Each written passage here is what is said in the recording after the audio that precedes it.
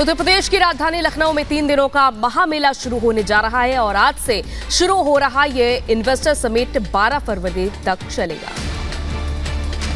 इस समिट में 13,000 से ज्यादा कंपनियां 21 लाख करोड़ का MOU करेंगी और इस महामेले से पहले इसकी तैयारियां पूरी कर ली गई हैं। यूपी के निवेश का केंद्र बनाने के लिए आयोजित होने जा रही ग्लोबल इन्वेस्टर समिट में उद्योगपतियों के स्वागत की पूरी तैयारी कर ली गई है और इसके लिए लखनऊ के वृंदावन इलाके को मेहमानों के लिए तैयार किया गया है।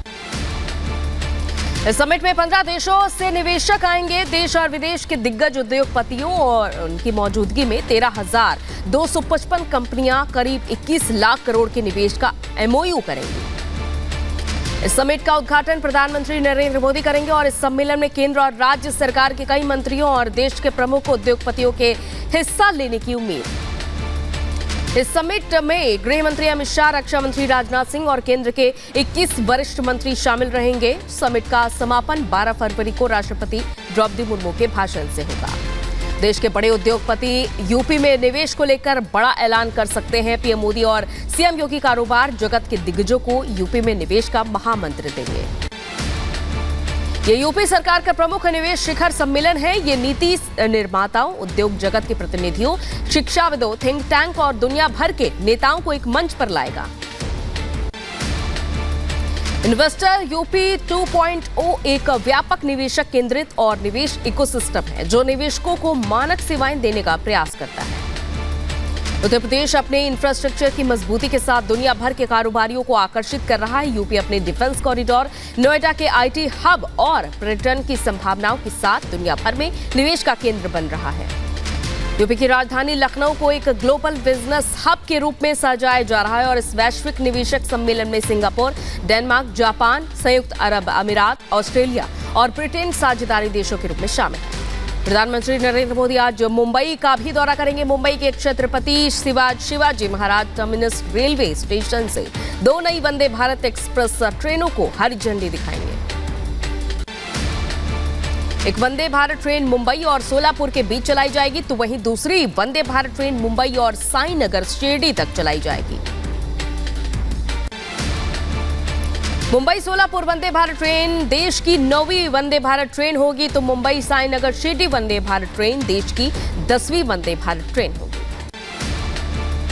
प्रधानमंत्री मोदी मुंबई की सड़कों पर ट्रैफिक को कम करने के लिए Santa cruise Chembur link road का उद्घाटन करेंगे और साथ ही कुरार अंडरपास का भी उद्घाटन करेंगे। ये सड़क वेस्टर्न एक्सप्रेस हाईवे को ईस्टर्न एक्सप्रेस हाईवे से कनेक्ट करती है और इससे पूर्वी और पश्चिमी उपनगर आसानी से जुड़ेंगे। पीएम नरेंद्र मोदी मुंबई में अलजामिया तुस सैफियाह के नए परिसर का भी उद्घाटन करेंगे। अलजामिया तुस सैफियाह बोहरा समुदाय का प्रमुख शैक्षणिक संस्थान है।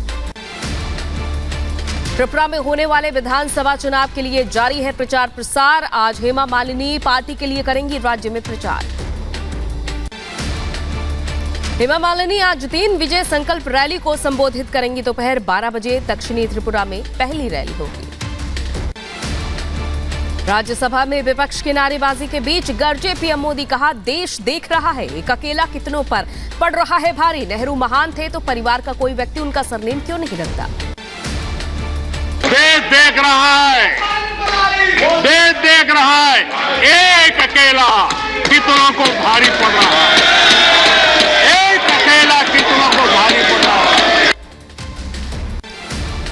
पीएम मोदी का विपक्ष को करारा जवाब, कहा जितना कीचड़ उछालोगे उतना ही कमल खिलेगा। कहा 60 सालों में कांग्रेस ने सिर्फ गड्ढे किए।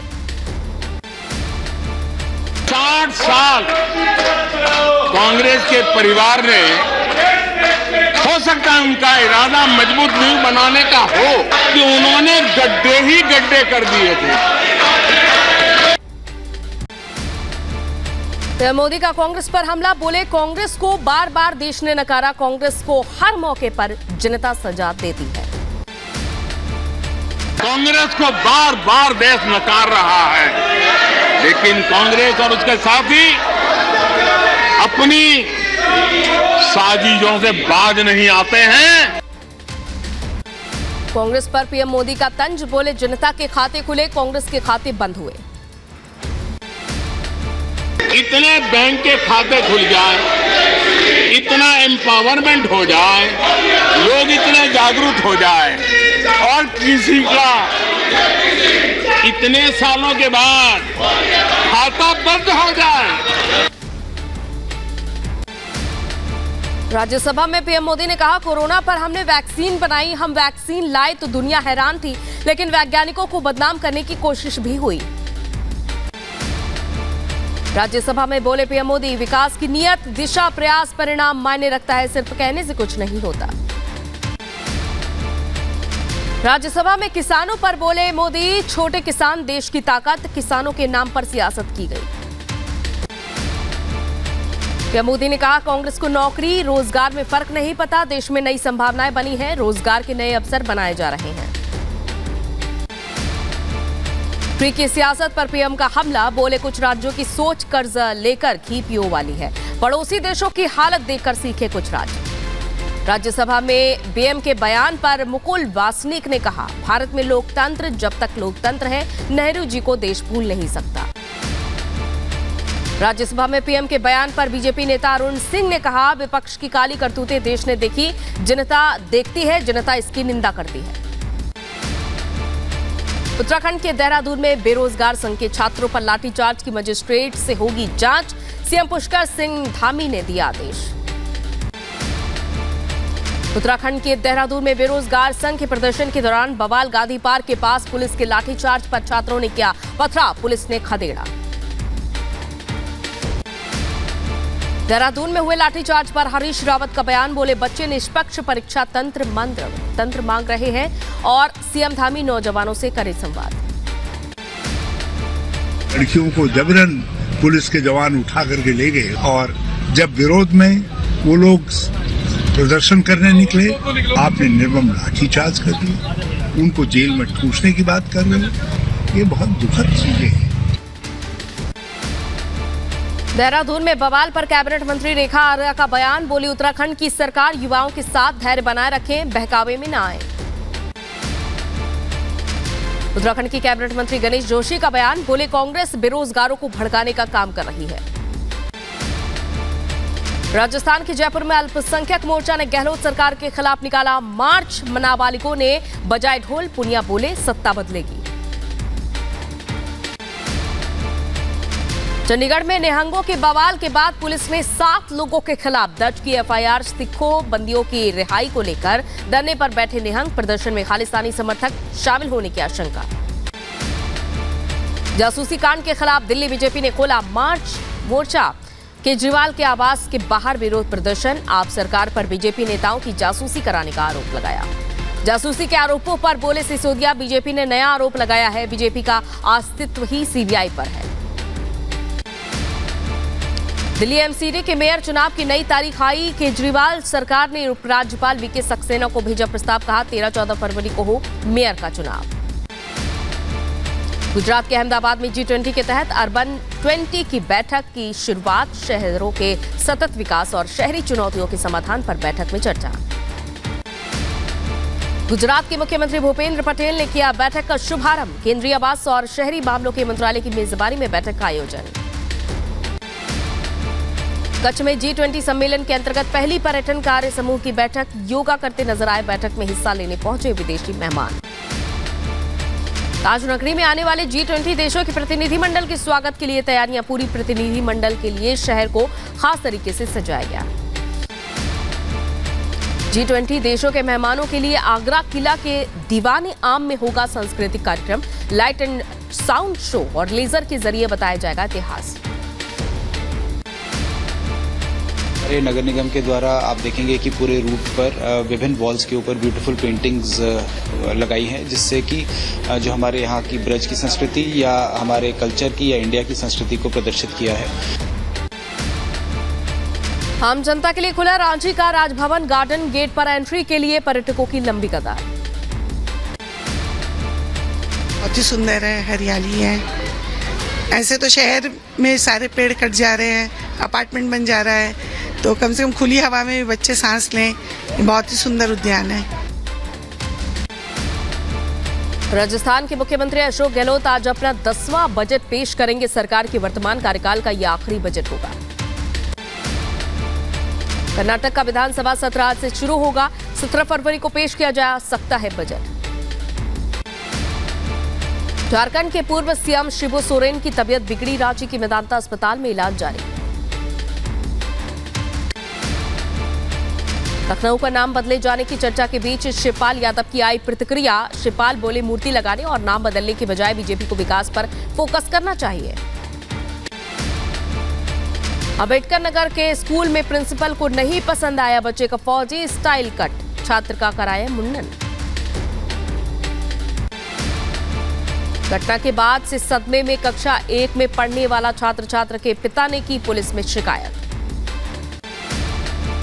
मानपुर में वाटर कूलर का पानी पीने के बाद कॉलेज के 21 छात्रों की हालत बिगड़ी। अस्पताल में चल रहा है छात्रों का इलाज। छात्रों ने पानी में जहरीला पदार्थ होने की जताई आशंका। इंजीनियरिंग कॉलेज का पूरा मामला है। इनको कुछ इन्फेक्टेड या दूषित पानी पीने से जो साइन सिम्टम्स होते हैं, इरिटेशन या घबराहट, इस तरह के साइन सिम्टम्स हल्के फुल्के हुए हैं। कोई गंभीर साइन सिम्टम्स नहीं है और सभी बच्चे खतरे से बाहर हैं। मुंबई में एलआईसी की बिल्डिंग में लगी आग। गिरगांव में बिल्डिंग की दूसरी मंजिल पर आग से लाखों का नुकसान। निलंबित आईएएस पूजा सिंघल की जमानत अर्जी पर सुप्रीम कोर्ट में आज सुनवाई होगी। मनरेगा घोटाले की आरोपी है झारखंड की आईएएस पूजा सिंघल। सुप्रीम कोर्ट में आसाराम बापू की जमानत याचिका पर आज सुनवाई। अब तक 15 बार आसाराम ने कोर्ट में दायर की है जमानत याचिका। हर बार याचिका खारिज। रेप के मामले में जोधपुर में सजा काट रही आसाराम बापू। जमानत अर्जी में उम्र और गंभीर बीमारियों का दिया गया है हवाला। दाऊदी बोहरा समाज के बहिष्कार प्रथा के खिलाफ दाखिल याचिका पर आज फैसला। सुप्रीम कोर्ट की 5 जजों की संविधान पीठ सुनाएगी फैसला। दाऊदी बोहरा समाज में एक मुखिया होता है जिसे धर्मगुरु कहा जाता है। धर्मगुरु के आदेशों का पालन नहीं करने पर समाज से बहिष्कार की सजा। छत्तीसगढ़ के कांकेर में भीषण सड़क हादसा। ऑटो और ट्रक की भिड़ंत में 7 बच्चों की मौत। कानपुर में नशे में धुत कार सवार ने 3 लोगों को कुचला। सीसीटीवी में कैद हुआ दर्दनाक हादसा। यूपी के मथुरा में तेज रफ्तार ट्रक ने ट्रैक्टर ट्रॉली को मारी टक्कर। हादसे के बाद ट्रैक्टर पलटा। एक महिला की मौत, 34 लोग जख्मी। लखनऊ में बाइक और स्कूटी में भिड़ंत, एक की मौत। दर्दनाक हादसे का वीडियो वायरल। यूपी के बागपत में खाई में गिरी कार। चालक गंभीर रूप से जख्मी। क्रेन की मदद से निकाली गई कार। मध्य प्रदेश के उज्जैन में चलती स्कूटी पर लगी आग। 3 लड़कियों ने भागकर बचाई जान। यूपी के बागपत में एक्सप्रेस वे पर बड़ा हादसा टला। चलते ट्रक में अचानक से लगी आग। ट्रक ड्राइवर ने कूद कर बचाई अपनी जान। यूपी के रायबरेली में कबाड़ गोदाम में अचानक से भीषण आग लगी। लाखों का सामान जलकर राख हुआ। दमकल की गाड़ियों ने आग पर काबू पाया। बदायूं में जमीन के कब्जे को लेकर चले लाठी डंडे। दबंगों ने की पिता पुत्र की पिटाई। बदायूं के बिलसी थाने में पीड़ितों ने दर्ज कराई शिकायत। जिला अस्पताल में चल रहा है घायलों का इलाज। यूपी के बुलंदशहर में कोर्ट ने शातिर ठग को सुनाई सजा। ठगी के 2 मामलों में 5-5 हजार जुर्माने के साथ 3-3 साल की सजा। सैकड़ों लोगों से कम समय में धन दोगुना करने का झांसा देकर करोड़ों की ठगी। अब तक शातिर ठग की 1 करोड़ 35 लाख की संपत्ति पुलिस कर चुकी है खुद। की कार्रवाई करके करोड़ों रुपए की उनकी संपत्ति भी जब्त की गई थी। ये फरार चल रहे थे। इस फरारी के दौरान 82 की कार्रवाई की गई। और यूपी के जौनपुर में सरकारी कर्मचारी पर ब्लॉक प्रमुख के पति ने किया हमला। पत्रावली पर हस्ताक्षर कराने को लेकर लात घूंसे से पिटाई। पिटाई के विरोध में कर्मचारियों ने ब्लॉक परिसर में दिया धरना। मुकदमा दर्ज करने के लिए थाने का किया घेराव। मुजफ्फरपुर के कांटी में एक ठेकेदारी विवाद को लेकर गोलीबारी। धरना दे रहे लोगों पर फायरिंग। एक युवक की मौत। अचानक कई राउंड गोली चलने से पूरे इलाके में अफरा तफरी। 2 शूटरों को ग्रामीणों ने दबोचा। एक मौके से फरार। लाल बाबू सहनी का बेटा राजा सहनी जो है उसकी मृत्यु हो गई है। इसमें हुआ है कि नहीं हुआ है इसका पूछताछ। अपराधी जो पकड़े गए हैं सजीव हैं, जिंदा हैं, तो इन लोगों से पूछताछ के बाद ही हम लोग कुछ क्लियर कर पाएंगे। तुर्की और सीरिया में भूकंप से मरने वालों की संख्या 20,783 के पार, 75,592 लोगों के घायल होने की खबर। सिर्फ तुर्कियों में विनाशकारी भूकंप से 17,406 लोगों की जान गई है, 70,343 लोग घायल हुए हैं। सीरिया में भूकंप से मरने वालों की संख्या 3,350 के पार, घायलों की संख्या 5200 से ज्यादा।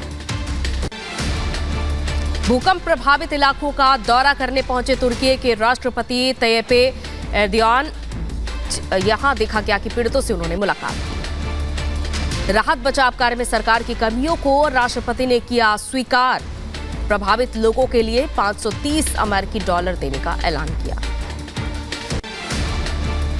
इजरायली सेना की टीमों ने तुर्की में मलबे से जिंदा बचे लोगों को बाहर निकाला। खोज और बचाव दल ने कम से कम 10 लोगों को बचाया।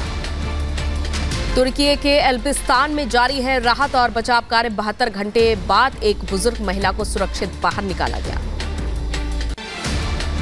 मानव श्रृंखला बनाकर किया गया महिला का रेस्क्यू। भूकंप से महिला के पूरे परिवार की मौत। तुर्की में अस्थायी मुर्दाघर में शवों का अंबार लगा है। मृतकों की पहचान के लिए इंतजार में हैं अधिकारी। सड़क पर बॉडी बैग और कंबल में लपेटे नजर आए 100 से ज्यादा शव। 5 दिनों के बाद सरकार करेगी लावारिश शवों का अंतिम संस्कार। तुर्की से लाए गए सीरियाई भूकंप पीड़ितों के शव तुर्की सीरिया सीमा पर इंतजार करते नजर आए मारे गए लोगों के परिजन। भूकंप पीड़ितों की मदद के लिए वेस्ट बैंक से फिलिस्तीनी टीम रवाना। डॉक्टर बचाव दल के 73 लोग टीम में शामिल।